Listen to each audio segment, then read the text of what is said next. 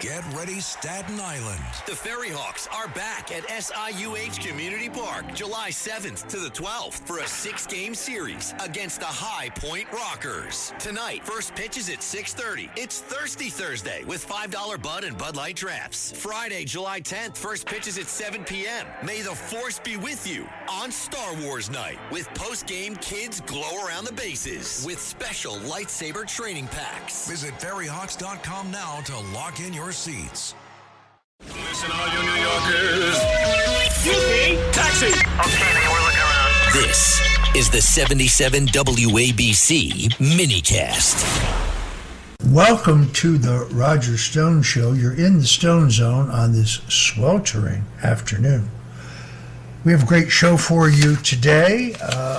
Among those others joining us, Rod Martin, entrepreneur, businessman, but geopolitical thinker, literally one of the smartest guys I know. We're going to talk about the situation in Iran. We're also going to talk about the recent NATO summit, and also want to get his thoughts on Greenland, because I think there's a lot going on in the background regarding potential access or even acquisition of Greenland to join the United States. Also joining us, Congressman Tim Burchett from Tennessee.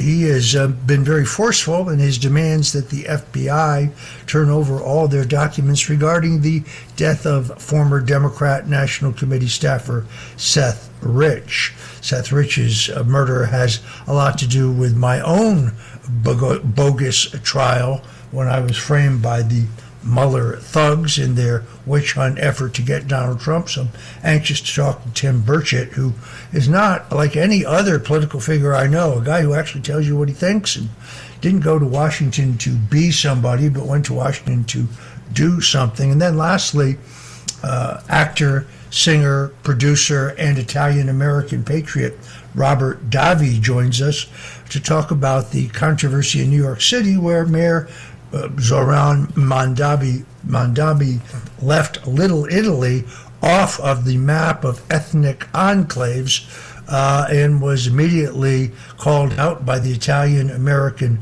Civil Rights League, whereupon he immediately retreated and blamed the whole thing on his predecessor, Mayor Eric Adams.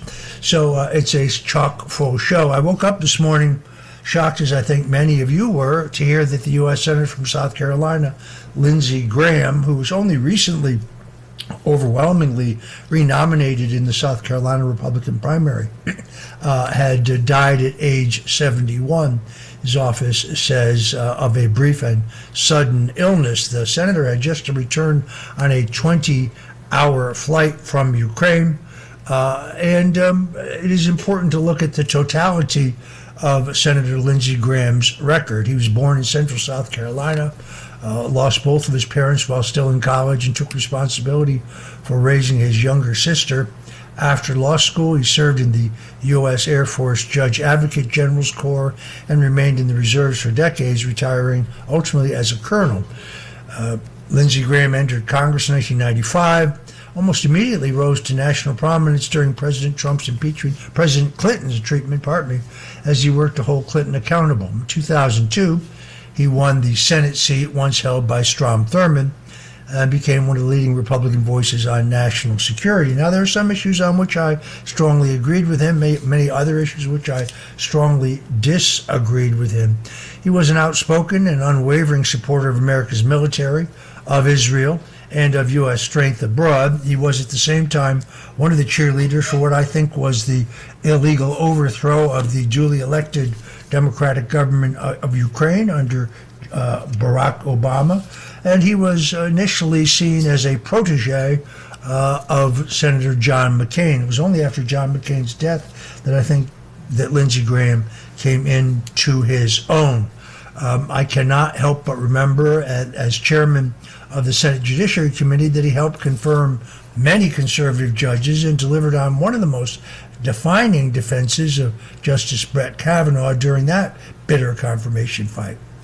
Although Graham and Donald Trump clashed during the 2016 primary, Graham would ultimately become one of the president's most reliable Senate allies after the election, particularly when it came to the question of judges, national security, and major conservative priorities.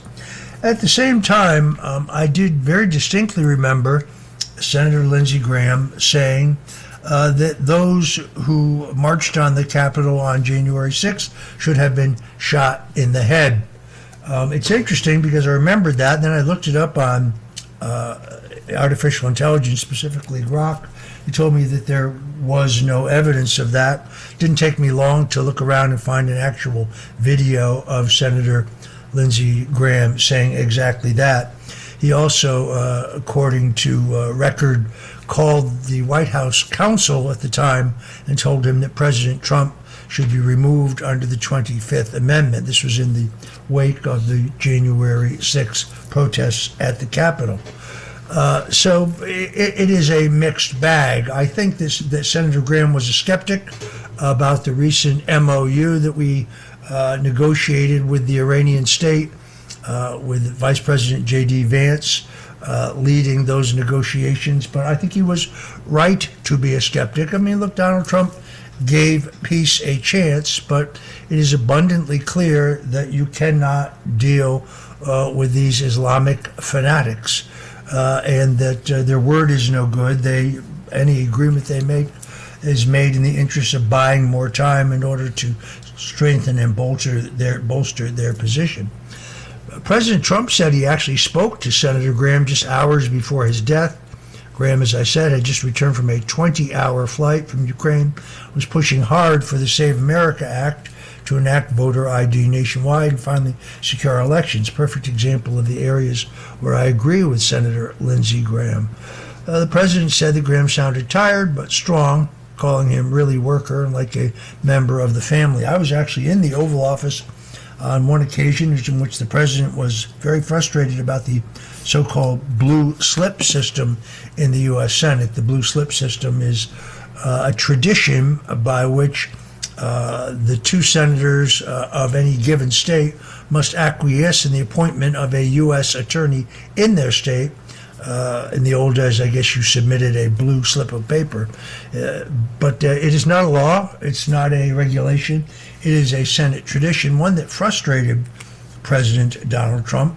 It's interesting that under Joe Biden, Republican senators regularly gave the blue slip to all of the U.S.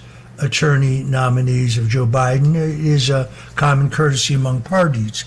That only changed after Donald Trump made his shocking and extraordinary comeback, whereas the Senate has frustrated the appointments of U.S. attorneys, meaning that the president has a hard time managing his own Justice Department. The president called Lindsey Graham and expressed his frustration, and this is well beyond Lindsey Graham's capability. The president basically, I think, is going to miss Graham. You can say this, but Lindsey Graham was never boring, never timid, certainly never afraid of a fight. It is interesting that the morning 29 FBI agents armed to the teeth, though in full SWAT gear and brandishing fully automatic assault weapons, stormed my home at 6 o'clock in the morning to arrest me for the non-existent crime of lying to Congress under oath about matters that were completely and totally immaterial. In other words, you can't lie under oath about Russian collusion that doesn't exist, nor can you lie about contacts or immaterial from WikiLeaks that you never received. Ultimately, of course, Robert Mueller, in his final report, would be forced to admit all of that. But Lindsey Graham fired off a press release in which he demanded that the FBI director acknowledge who had approved the assault on my home for what was a first-time nonviolent crime, in which one would normally simply have your lawyer be contacted to say you were being charged, and you would quietly turn yourself in. I went back and checked. It was a great press release. It got Senator Graham great press coverage on that day. There were many people outraged about the treatment of my wife and I on that fateful morning. But Senator Graham never got an answer to his inquiry. So you have to wonder whether it was timed for maximum media coverage, but the results were not there. At the same time, now you look for how this seat will get filled in a relatively closely divided Senate. Now, I don't believe, unlike Steve Bannon, who last week predicted that the Democrats would win the Senate, I don't believe that that's true.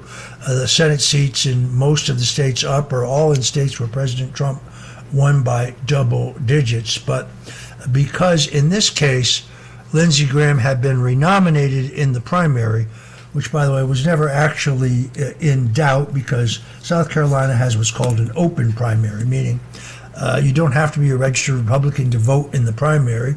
You can be a Republican, a Democrat, or in no party at all to vote in the primary. And Lindsey Graham's popularity with the general election populace was much greater than his popularity inside the party. Nonetheless, he won by a whopping 60% of the vote against a relatively strong and well-funded candidate. But because he was renominated and not reelected, there will be a special election for this seat. So what happens is that outgoing South Carolina Governor Henry McMaster, a close ally of President Trump's, will appoint someone to fulfill the balance of this term, which only runs until January of 2027. But before August 11th, there will be a deadline for a special election. It's a high probability that special election will be held on the date of the regular election, which would save the people of South Carolina an enormous amount of money. So for Lindsey Graham, like with all Christians, I wish he and his family well. I agreed with him on some things. I disagreed with him on other things. I do recall one time at Mar-a-Lago when he was standing with his back to the pool at an outdoor cocktail party, and the idea go through my head that I might give him a playful push into the pool fully clothed. And my wife looked at me and said, "Don't you even think about it." So I abandoned that idea because I realized the Secret Service would immediately grab me and I would be banned forever from Mar-a-Lago. Too high a price to pay. On the other hand, I was not in the neocon wing of the party with Lindsey Graham, but I respected his patriotism. I respected his love of country. I respected his hard work.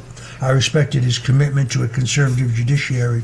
And therefore, I say to you, with the shocking news, Senator Lindsey Graham of South Carolina, may you rest in peace.